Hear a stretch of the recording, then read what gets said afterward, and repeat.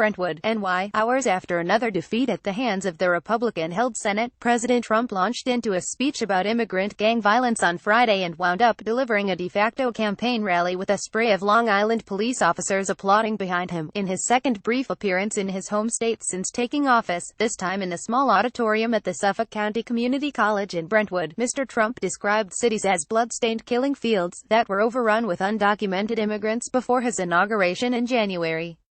He described the perpetrators of violent crimes as animals, and said his administration seeks to dismantle, decimate and eradicate gangs. He also used his roughly 30-minute speech to bolster the police, urging them to be less nice. Interesting immigrant criminal suspects are gang members whom he described as enraptured by slow torture of their victims.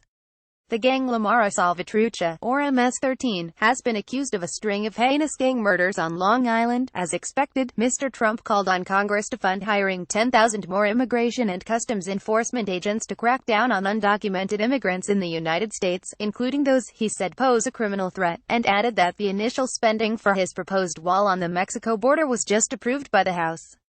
Mr. Trump swung back and forth between the prepared text and a string of topics, ranging from healthcare, to policing in Chicago, to Mr. Trump's campaign kickoff speech, to the need for rich people running the Treasury Department, to the desire to see law enforcement officers be a little more aggressive in arrests. The additional immigration officers are so we can eliminate MS-13 and root out the criminal cartels from our country, Mr. Trump said. Now, we're getting them out anyway, but we'd like to get them out a lot faster.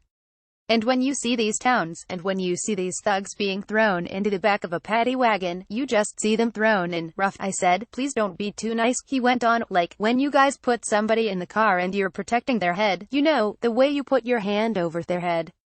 Like, don't hit their head and they've just killed somebody. Don't hit their head. I said, you can take the hand away. Okay. The officers assembled behind the president applauded. But a short time later, the Suffolk County Police Department sought to distance itself from Mr. Trump's urgings. As a department, we do not and will not tolerate roughing up of prisoners, it tweeted later on Friday afternoon. It said the department has strict procedures relating to the handling of prisoners. Violations of those rules are treated extremely seriously. At another point, Mr. Trump painted a cinematic portrait of freeing a shackled United States.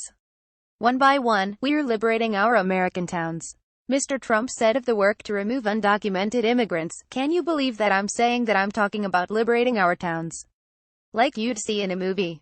Mr. Trump continued, they're liberating the town. Like in the old Wild West, right? We're liberating our towns. I never thought I'd be standing up here talking about liberating